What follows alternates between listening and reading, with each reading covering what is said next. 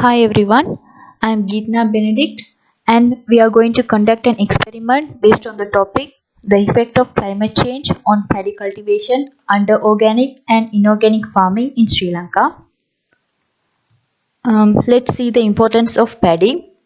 Rice is considered as the most important food crop in the world and it is feeding more people than any other crops. The rice is also considered as a staple food across Asia and the paddy cultivation is given most importance in the agriculture industry. In Sri Lanka, the rice occupies nearly 34% of the total cultivation and approximately 1.8 million families island-wide are engaged in the paddy cultivation. The rice protein ranks high in nutritional quality among the cereals because, in average, the rice provides nearly 45% of the total calories intake and 40% of the total protein requirement. With the growth of world's population toward 10 billion by 2050, the demand for the rice will grow faster than other crops, and there are already many challenges in achieving the higher rice production, and the climate change and its consequences are one of them. So let's see the effects of climate change on the paddy cultivation. The global climate changes have triggered the occurrence and the frequencies of temperature extremes, and these stresses are becoming the major concern around the world. The optimum temperature for the rice cultivation is 25 degrees to 35 degrees Celsius. The rice is sensitive to both a low and the high temperature, and the high temperature can adversely affect the metabolism, growth, and development and the yield of paddy. However, these responses of paddy to high temperature stresses vary with the extent of temperature increase and its duration. And now let's see the negative impacts of the nitrogen fertilizer. Nitrogen is an essential element required for the successful plant growth. Inorganic and organic fertilizers are applied to maintain the nutritional condition of different cropping systems. One, the nitrogen fertilizers are applied to the agricultural system.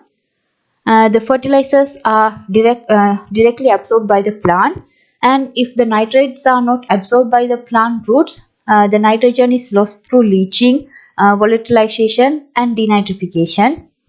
When there is a excess nitrogen is applied, the nitrogen content will increase and this will cause potential threat to the surrounding environment. The environmental problems associated with the excessive nitrogen application are the eutrophication, greenhouse effect and acid rain. Therefore, in order to reduce these environmental problems, the organic farming is a suitable option. Now let's see the importance of organic farming. The organic farming is the production of food crops without the use of inorganic fertilizer and only using the natural resources such as manure and compost. The environmental benefits of organic farming are it reduces pollution because organic farming focus on enriching the soil with natural additives and this leads to less soil erosion, water conservation and improved soil organic matter and biodiversity. The organic farming also reduces the runoff and it creates lower risk of eutrophication. And other benefits of organic farming are the lower energy use and it's environmentally friendly. And there are some gaps in our study, that is there is no any adequate literature about the organic farming in Sri Lanka, and in Sri Lanka there is we are having high consequences of climate change with higher temperature nowadays, and there is no any studies related to the interactive effects of temperature and the nitrogen fertilizer application. The research question of this study is how does the elevated temperature and the nitrogen fertilizer affect the growth of paddy in an open airfield experiment? And let's see the statistical hypothesis. And we are having three statistical hypotheses. The first one is the elevated temperature will decrease the growth in paddy. The second one is the nitrogen fertilizer will increase the growth in paddy. And the third one is the elevated temperature and the nitrogen fertilizer will show interactive effects in the paddy growth. And also we need a pilot study for our experiment. The importance of the pilot study is to investigate the quality of soil using the for the experiment, and to get an idea about the maintenance of the heating instruments, and to investigate the number of replicates needed for the actual study, and also to investigate the effects of environmental factor of the location, and to get an idea about how to proceed the actual experiment. And the other parts will be explained by my partner.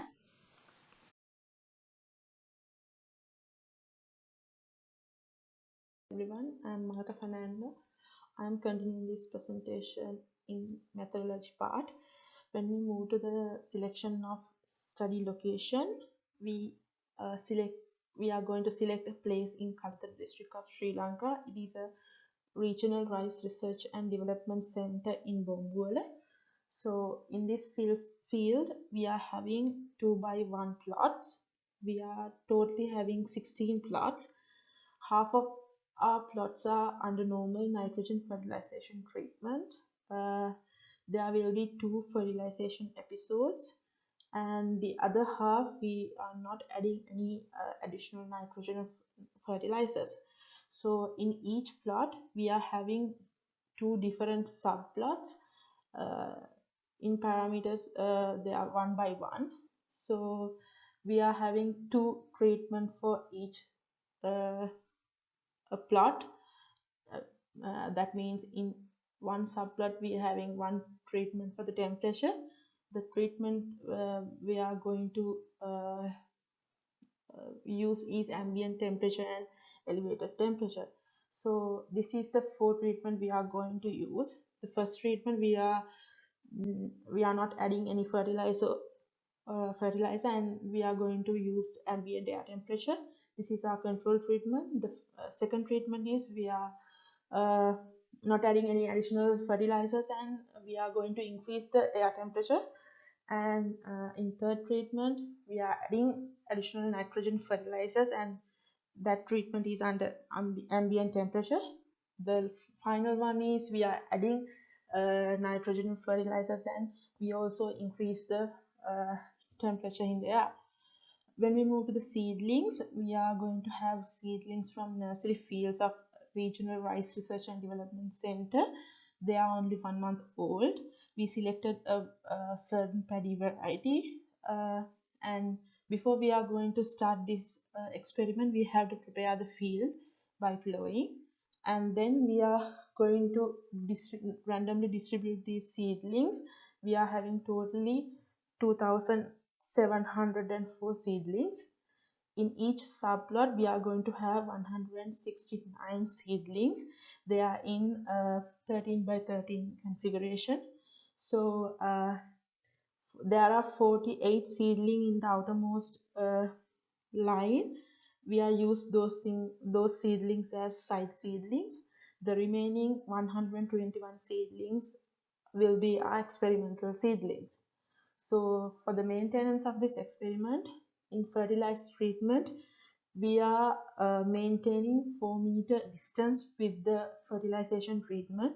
There is a kind of a special reason for this arrangement, because if we are adding any additional nitrogen fertilizer for a field, if we are having the organic cultivation, or you are not adding cultivation, not adding nitrogen cultivation nearby, it can be contaminated through leaching of nitrogen fertilizer in adjacent inorganic inorganic farming settings. So that's the reason we are uh, not maintaining those plots very close by. For heating effect, we are using IR infrared radiators. Uh, when we move to the water requirement, paddy plants will require water differently in different growth stages. So according to those growth stages, we are going to have water requirement according to the standard paddy cultivation procedures. So additional to that, we are going to measure other environmental parameters like air temperature, rainfall, soil quality parameters, water quality parameters, and humidity. This is how we are going to have a how we are going to design our subplot. So the blue color ones are side seedlings, and green color ones are experimental seedling. So when we move to the sampling, after maturation of paddy grains, that means 3 to 4 months after planting, we are going to measure 20 measurements from each subplot. We are having 6 different measurements. For plant height, we are using measuring tape to get the plant height, and for number of seeds per panicle, we are going to counting it manually. For number of tillers per plant, we also going to count it manually. For root shoot biomass ratio, we are going to get the dry weight of root and shoot, and using those two measurements, we are going to calculate the root shoot biomass ratio. For 100 weight of 100 grains, we are going to use seed counting equipment and electrical balance. So there is one specific point we have to memorize, because we have to return those calculated grains for the collection of the harvest after measurement, because they are one part of our harvest. For as our final measurement, we are going to measure the yield per square meter. For this measurement, uh, we are going to only have one measurement for each subplot. So when we move to the statistical analysis, we are having two grouping variables. First one is nitrogen fertilization addition to the field. We are having two levels of group in two levels in this grouping variable. First one is organic one, and then other one is the inorganic setting. That means nitrogen addition and no nitrogen addition. The second grouping variables is warming effect. Here as well, we are having two levels. First one is the ambient temperature. The second one is the elevated temperature. By moving to the depending variables, we are going to have 6 depending variables, as I mentioned before: plant height, number of seeds per panicle, number of tillers per plant, root shoot biomass ratio, weight of 100 grains, and yield per square meter. So when we move to the selection of a suitable statistical test, we are going to use SPSS statistical analyzing tool. And here we definitely have to aggregate our data, because we are getting measurement from each subplot. So we are going to measure 20, we are going to get 20 measurements.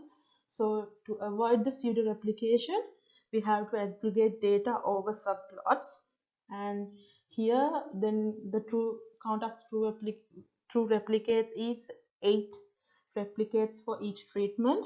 So our results will be numerical continuous data, considering all the grouping variables, depending variables, and data type. We are going to use linear mixed model ANOVA for this analysis.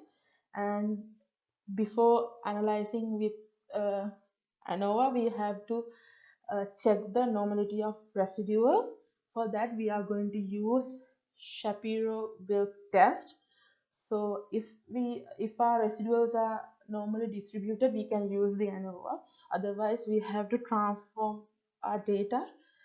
So we hope to do log transformation for this, for any need of data transformation. So